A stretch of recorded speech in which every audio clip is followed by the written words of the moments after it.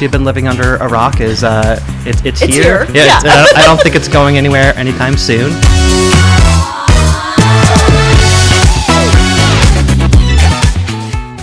Mike Lannen of Eternity, welcome to the show. We're so happy to have you here. Thank you. Thanks for having me. Yeah, absolutely. And so I want to get to know you a little bit better, and I would love to hear how you help your clients and like why do you do the work that you do? Maybe let's start with why do you do the work you do first? Yeah, no, that's a great question. So I originally got started in what I'm doing by donating websites to nonprofits. When I went to school back 24 years ago.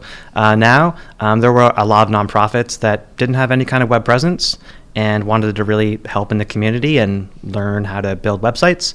So it was a great way to do that. And about 2/3 of our clients now are nonprofits as well. And it's really impactful for me to have something that changes in the community after launching a website, and really means a lot to me to do that. I love that. And it feels like you feel like you're really making a positive impact in these nonprofits that maybe need the most support because they're supporting people. Exactly. So what are your favorite nonprofits to work with? I would say it's hard to pick one favorite, but one that comes to mind. Is there a genre? Yeah, exactly. One that comes to mind, I think because of the work that they do, is an organization called Outright Vermont. They really focus on the LGBTQ plus community, specifically for youth and support and awareness. And they came to us with this really great brand and identity, but a website and a marketing strategy that was landing kind of flat in what they were doing. So we helped build them a whole new website, their marketing collateral, helping them with digital marketing and Google Ads and social, really just to get the word out of the great work that they do. I love that. And so tell us a little bit more. I know you mentioned marketing, the website, all of that. Like, what are all the services that you're providing for your clients or these nonprofits? Yeah, so we do a lot. I would say website design and development is really our kind of bread and butter. But depending on what a client needs, we can really be kind of a one-stop shop, from Google Ads to social to content, really kind of becoming like their marketing department for hire. And then anything that we can't do or we're not as comfortable doing, we've got lots of great partners in the community that we can reach out to. Yeah. And I know that you are a big fan of AI, and it's in the news a lot. Yes, indeed. And so tell me about what you love about AI, how it's helping your clients. Yeah, AI, unless you've been living under a rock, is it's here. Yeah. I don't think it's going anywhere anytime soon. I compare it sometimes to like when the internet first came out. I think there were some folks that were quite hesitant to use the internet and wanted to sort of stick to their ways. And some folks are approaching that in a similar way. I think that's going to be a bit to their detriment because AI can be great. Like any other tool, it can be used for bad. Social media can be used for bad. Yeah. But I think there's too many impactful, positive things you can do to save time, improve your life, work on more things that maybe would take the work of 2 or 3 people down to one person, especially if you are like a marketing department of one. You can do a lot with a little. And I would say probably my number one recommendation with a lot of these tools for AI is they'll have a free version, and you'll get out of that what you put into it. ChatGPT and Bard and all of them, they typically have a free kind of trial version of it. And I usually compare that to like working with a free or an unpaid intern. You'll get exactly the kind of output out of that that you would with an unpaid intern. But for $20 a month, you can train it on everything about your business, your tone of voice, your marketing collateral, your identity. You can really train it to be kind of a member of your team. And I think a lot of folks don't dive that deep into it to see really the power of it. That's awesome. And so if somebody was starting off in AI, like what would your, kind of tips, tricks, tools, like what could you tell them that they could do easily that would really help gain them back more time and freedom? Yeah, I would say first off, upgrade to the $20 a month version of, most of them are like $20 a month, these tools. And it's month to month, so you can try it for a month, and if you don't like it, you're out $20, so minimal risk. And with that upgrade, you can integrate it into tons of different software that you use, integrate it into your email, your calendar, your Google Docs. So you can use it for things that are probably the most like lowest hanging fruit things, like content creation for social media posts, blog writing, your website content. But you can also do some much more deeply complicated things by like connecting it to other pieces of software that might take something down from like a 5-step process down to like a 1-step process to automate it. And my favorite thing to do with it is time hacking. So something that maybe normally took 1 hour now takes 10 minutes. And try doing that with one particular task, get it right, then move on to the next. At the end of the month, you might be saving 5-6 hours, and that adds up at the end of the year. Yeah, that's amazing.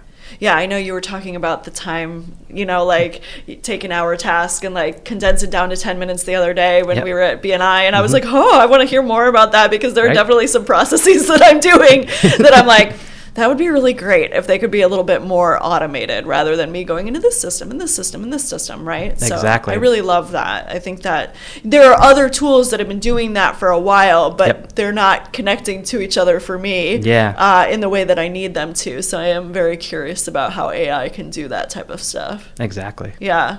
And so what's your favorite thing to use AI for? I would say think of it like having a buddy or a colleague that you can reach out to at any time that's never going to judge you. You can program it to be judgy. You can program a personality into it, which I think is kind of fun. But it's like having Google and every type of consultant that you could imagine built into one. So not just for creating content, but say you don't know how to build a business plan, you can ask it how to build a business plan, or ask it to ask you the questions to build a business plan or to build a marketing plan, and it will walk you through step by step by step. So it's like having this tutor and a consultant and a content creator all in one that you can message at 2 o'clock in the afternoon or 2 o'clock in the morning, and it's never going to say I'm tired. I love that. You just made me have a really big aha, though. Like, you can ask AI to ask you the questions as to how to build a business plan. Exactly. And I think that, to me, from what I've heard about AI and what I've learned about it on my own time, is that it really is about the quality of the questions that you're asking it. It really is. Can you speak to that a little bit more? Like, what are some other really fun questions that you like to ask it? Yeah, so I think it even took me probably a good month of using it to really pretend that it's a human on the other end. Because at the end of the day, if it's a piece of software like Microsoft Word or Google or Outlook, those are pieces of software, so we don't think of it as sentient or alive. And AI isn't that yet, though OpenAI's plan is to try and make it self-aware and a general intelligence, for better or for worse, so it can do any task. But just like you would assign something to an intern or a colleague, if you didn't really spell out your exact expected outcomes, the steps that you want them to take, the questions that you need answered to have a really good outcome, you're going to get a really poor output of that. So that's my probably biggest recommendation, is when you're prompting it, and a prompt is just really chatting with this entity that is AI, a longer prompt is, in most cases, better than a short prompt. So an example being, if you were looking to create some content or a blog, if you just said, write me a blog about how to attract first-time skiers to my resort, and that's all that you said,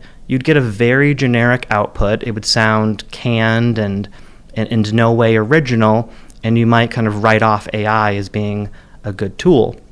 But if you prompted it with information about that particular person's persona, their identity, their pain points, where they're from, communicate about your own brand, about who your target audience is, your tone of voice, etc., it's going to get really good at understanding who you are and who you want to to reach. So from like the marketing side of things, especially, the more info you give it, the better output you're going to get that sounds exactly like you and not just kind of generic canned content.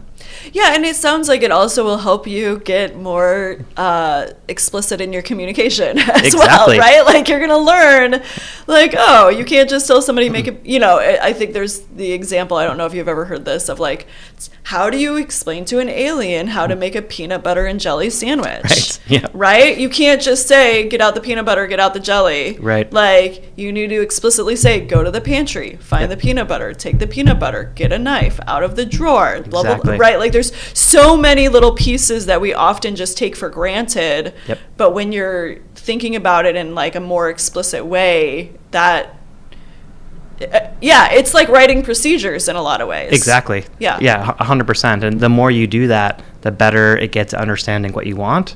And then you can just repeat that over and over. So how are you helping your clients with AI? So we're doing a lot of different things. Some folks just want kind of like a one-time, maybe hour session just to kind of open up their eyes to the capabilities of it. And then other clients have hired us on for a retainer for anywhere from like 6 to 12 months, and we'll hop into every single one of their departments. So from HR to marketing to communications to accounting, and find out basically from the top level any kind of those time hacks. I think the universal thing that we all want is more time, and time is money in any business. So that's been our kind of easiest way to get into a business and say, wouldn't it be great if we could give all of your employees like an extra 5 hours a week? And usually the answer is yeah. And we can go inside there, learn their workflow, learn other tools that they're using, and try and integrate AI into that. And even though that is somewhat different than our kind of core business service offering of website design and marketing, it oftentimes ends up leading us towards what are you doing for your digital marketing, your web presence, your communications, to work on those other services as well.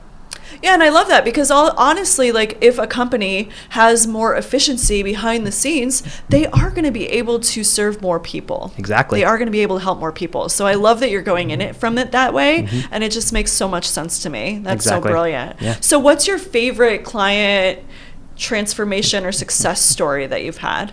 I would say probably back to Outright. Okay. Because they came to us with this really great like logo and identity, and they had somewhat of kind of a templatized website. Like we've all seen those kind of cookie cutter template sites, and it was not them at all. And I think something that makes us stand apart is we don't use any templates. We throw those cookie cutters right out the window, and really kind of sit down and figure out who is your target audience, how do you want them to feel, give us some inspiration for other websites.